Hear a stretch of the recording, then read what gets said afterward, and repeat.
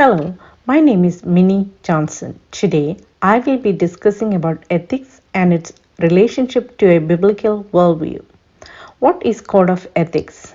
According to Seals and Ricci codes, the Code of Ethics provides direction for daily practice and a basis for understanding and interpreting the ethical implications of a variety of issues which may confront today's practitioner. Unquote. A code of professional ethics promotes ethical practices in a profession. By examining the code of ethics, a professional can identify how it fits into daily practice. Tavani says, in a fast-paced technological environment, it is easy to become a faceless individual without considering the moral, legal, and social implications of a professional's actions.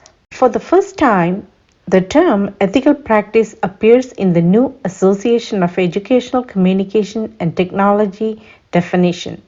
AECT has highlighted the importance of ethical practice for the professional by including it in the definition of the field, and I quote, "Educational technology is the study and ethical practice of facilitating learning and improving performance by creating, using, and managing appropriate technological processes and resources." Unquote. AECT Definitions and Terms 2008. The AECT Code of Ethics includes three sections: commitment to the individual, commitment to the society, and commitment to the profession.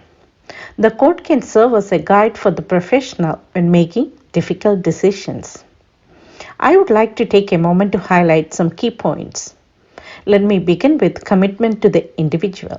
Reiser and Dempsey emphasize the following: protect the individual rights to access materials of varying points of view. Encourage independent actions in an individual's pursuit of learning and shall provide access to varying points of view. Make reasonable efforts to protect the individual from conditions harmful to health and safety, including harmful conditions caused by technology itself. Refrain from any behavior that would be judged to be discriminatory, harassing, insensitive, or offensive. Value and promote everyone's integrity, rights, and opportunity within a diverse profession and society. Promote current and sound professional practices in the use of technology in education. Next, commitment to society. The person must honestly represent the institution or organization with which he or she is affiliated and take adequate precautions to distinguish between personal and institutional views. Indirect and indirect public expressions accurately and truthfully represent the facts concerning educational matters.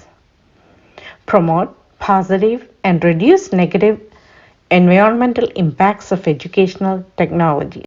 Lastly, commitment to the profession. In terms of professional rights and responsibilities, all members of the profession should be treated justly and equitably.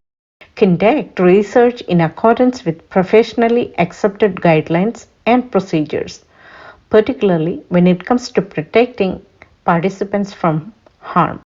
Inform users of the copyright law's stipulations and interpretations, as well as other laws affecting the profession, and encourage compliance. The new definition of educational technology or institutional design and technology contained by AECT as follows.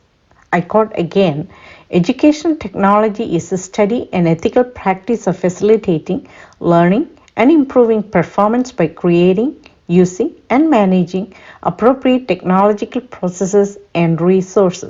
Unquote.